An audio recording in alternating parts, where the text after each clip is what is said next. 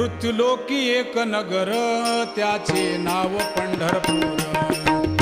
येथील मोकाशी उभा विटेवर पुंडलिक भक्तराज शोभे चंद्रभागातील.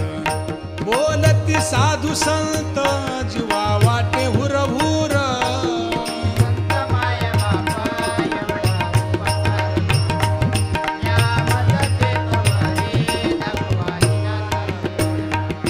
मज नाही हात पाय डोळा पडली झांपड.